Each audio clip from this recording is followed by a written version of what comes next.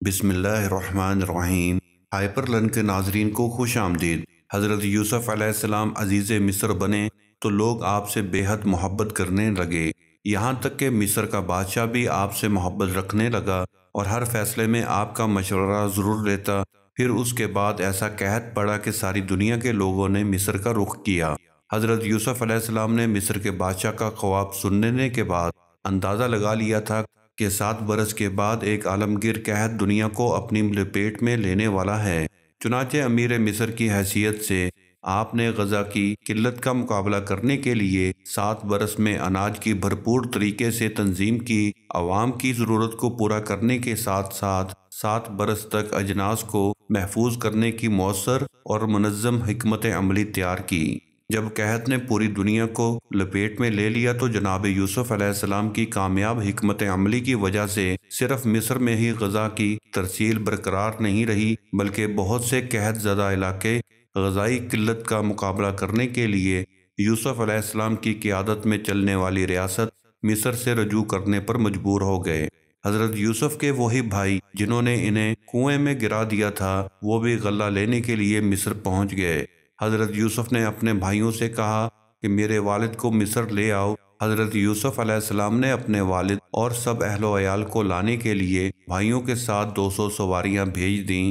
حضرت یعقوب علیہ السلام نے اپنے گھر والوں کو جمع کیا تو کل 72 یا 73 آدمی تھے، جن کو ساتھ لے کر مصر روانہ ہو گئے۔ جب حضرت یعقوب علیہ السلام اپنے اہل و عیال کے ساتھ مصر کے قریب پہنچے تو حضرت یوسف علیہ السلام نے 4000 لشکر اور بہت سے مصری سواروں کو ساتھ لے کر آپ کا استقبال کیا۔ جھنڈے اور قیمتی پرچم لہراتے ہوئے قطاریں باندھے مصری باشندے جلوس کے ساتھ روانہ ہوئے۔ جب لشکر پہنچ گیا، دونوں باپ بیٹا یعنی حضرت یعقوب علیہ السلام اور حضرت یوسف علیہ السلام گلے لگ کے بہت روئے۔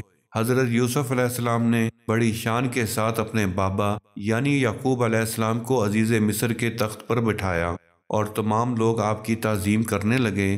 آپ کے اس ایمان، مرتبے اور نبوت کو تسلیم کر کے مصر کا بادشاہ اپنا تاج آپ کے قدموں پر رکھ کر اللہ کے دین کو قبول کرنے لگا اور آپ کو اور آپ کے بابا یعنی حضرت یعقوب علیہ السلام اور حضرت یوسف علیہ السلام کو اللہ کا نبی ماننے لگا۔ یوں بنی اسرائیل مصر میں رہنے لگے اور اللہ کے نبی حضرت یوسف علیہ السلام نے ایک شہر آباد کروایا جس کا نام گوشن رکھا۔ وقت گزر ہی رہا تھا، پھر اس واقعہ کے 24 سال بعد حضرت یعقوب علیہ السلام وفات پا گئے تو حضرت یوسف علیہ السلام نے حضرت یعقوب علیہ السلام کو حضرت ابراہیم اور حضرت سعد علیہ السلام کے ساتھ دفن کر دیا۔ پھر جب حضرت یوسف علیہ السلام وفات پا گئے تو وہاں مصر کے لوگوں میں لڑائی پڑ گئی۔ ہر کوئی چاہتا تھا کہ یوسف علیہ السلام کو ان کے علاقے میں دفن کیا جائے تاکہ برکت اور رحمت ان کے محلے پر قائم رہے۔ پھر مصر کے علماء نے بیٹھ کر یہ فیصلہ کیا کہ حضرت یوسف علیہ السلام کے جسم مبارک کو سنگ مرمر کے تابوت میں ڈال کر دریائے نیل میں ڈال دیا جائے، جس سے دریا کا پانی قبر کو چھو کر گزرے گا اور سارے گھروں میں پہنچ جایا کرے گا۔ آپ علیہ السلام کی رحمت ہر گھر میں قائم رہے۔ تب ہی حضرت یوسف علیہ السلام کو دریائے نیل کے بیچ میں دفن کر دیا گیا۔ لیکن حضرت یوسف نے مرنے سے پہلے یہ وصیت کی کہ مجھے حضرت جبرائیل نے خبر دی ہے کہ میری آنے والی نسلیں یہاں سے ہجرت کر جائیں گی اور میرے لوگ میرے تابوت کو نکال کر یہاں سے لے جائیں گے اور مجھے پھر میرے باپ، دادا اور پردادا کے ساتھ دفن کر دیا جائے۔ 400 سال گزرنے کے بعد فرعون مصر بنی اسرائیل پر ظلم ڈھانے لگے تو اللہ نے حضرت موسیٰ علیہ السلام کو ان کی طرف پیغمبر بنا کر بھیجا۔ موسیٰ علیہ السلام نے جب فرعون مصر کا تختہ الٹا اور اپنی قوم کو لے کر مصر جانے لگے تو کافی سفر کے بعد بھی اللہ کے نبی موسیٰ علیہ السلام اپنی منزل سے محروم رہے۔ بالآخر آپ کے پاس جبرائیل امین نازل ہوئے اور کہنے لگے کہ اللہ کا حکم ہے کہ اپنے جد حضرت یوسف علیہ السلام کی وصیت کو پورا کرو۔ یہاں آپ کو حدیث مبارکہ بیان کرتے ہیں۔ امام ابن ابی حاتم کی ایک حدیث میں ہے کہ نبی کریم صلی اللہ علیہ وآلہ وسلم کسی عرابی کے ہاں مہمان ہوئے۔ اس نے آپ صلی اللہ علیہ وآلہ وسلم کی بڑی خاطر تواضع کی۔ واپسی میں آپ صلی اللہ علیہ وآلہ وسلم نے فرمایا، کبھی ہم سے مدینہ میں بھی مل لینا۔ کچھ دنوں بعد عرابی آپ صلی اللہ علیہ وآلہ وسلم کے پاس آیا۔ حضور صلی اللہ علیہ وآلہ وسلم نے فرمایا، کچھ چاہیے؟ اس نے کہا، ہاں، ایک تو اونٹنی دیجئے ماں ہودج کے اور ایک بکری دیجئے جو دودھ دیتی ہو۔ آپ نے فرمایا افسوس تو نے بنی اسرائیل کی بڑھیا جیسا سوال نہ کیا۔ صحابہ کرام نے پوچھا وہ واقعہ کیا ہے؟ آپ صلی اللہ علیہ وآلہ وسلم نے فرمایا جب حضرت موسیٰ علیہ السلام بنی اسرائیل کو لے کر چلے تو راستہ بھول گئے، 1000 کوشش کی لیکن راستہ نہ ملا۔ آپ نے لوگوں کو جمع کر کے پوچھا یہ کیا اندھیرا ہے؟ تو علماء بنی اسرائیل نے کہا بات یہ ہے کہ حضرت یوسف علیہ السلام نے اپنے آخری وقت میں ہم سے عہد لیا تھا کہ جب مصر سے چلیں تو آپ کے تابوت کو بھی یہاں سے اپنے ساتھ لیتے جائیں۔ حضرت موسیٰ علیہ السلام نے دریافت فرمایا کہ تم میں سے کون جانتا ہے کہ حضرت یوسف علیہ السلام کی تربت کہاں ہے؟ سب نے انکار کر دیا کہ ہم نہیں جانتے، ہم میں ایک بڑھیا کے سوا کوئی بھی آپ کی قبر سے واقف نہیں۔ آپ نے اس بڑھیا کے پاس آدمی بھیج کر اسے کہلوایا کہ مجھے حضرت یوسف علیہ السلام کی قبر دکھلا۔ بڑھیا نے کہا ہاں دکھلا دوں گی لیکن پہلے اپنا حق لے لوں۔ حضرت موسیٰ علیہ السلام نے کہا تو کیا چاہتی ہے؟ اس نے کہا جنت میں آپ کا ساتھ مجھے میسر ہو۔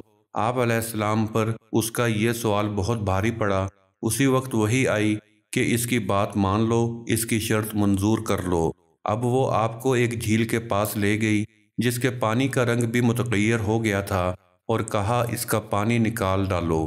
جب پانی نکال دیا گیا اور زمین نظر آنے لگی تو کہا اب یہاں کھودو۔ کھودنا شروع ہوا تو قبر ظاہر ہو گئی۔ تابوت ساتھ رکھ لیا۔ اب چلنے لگے تو راستہ صاف نظر آنے لگا اور سیدھی راہ لگ گئی۔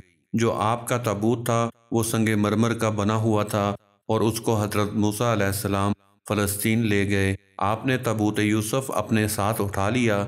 کہا گیا کہ خود آپ نے ہی اسے اٹھایا تھا اور حضرت اسحاق علیہ السلام اور حضرت یعقوب علیہ السلام کے برابر لا کر ان کو دفن فرما دیا۔ سبحان اللہ! اللہ پاک نے کیسے حیران کن طور پر 400 سال حضرت یوسف کی قبر کو پوشیدہ رکھا اور پھر حضرت موسیٰ علیہ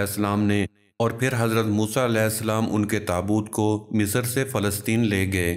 خیر حضور اکرم صلی اللہ علیہ وآلہ وسلم نے اس اعرابی کو فرمایا کہ مجھے تو شک تھا کہ کہیں تم نہ کہہ دو کہ یا رسول اللہ صلی اللہ علیہ وآلہ وسلم میں آپ کا ساتھ چاہتا ہوں، جنت میں آپ کے ساتھ رہوں۔ یہ واقعہ مسند بزار، سورہ غافر کی تفسیر اور اس کے علاوہ تفسیر ابن کثیر میں بھی اس واقعے کو مسند حوالہ جات سے بیان کیا گیا ہے۔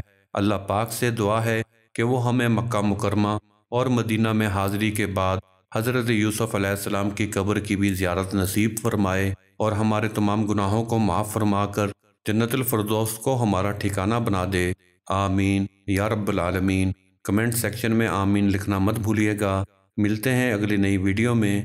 اپنا اور اپنے ساتھ والوں کا خیال رکھیے گا۔ اللہ حافظ۔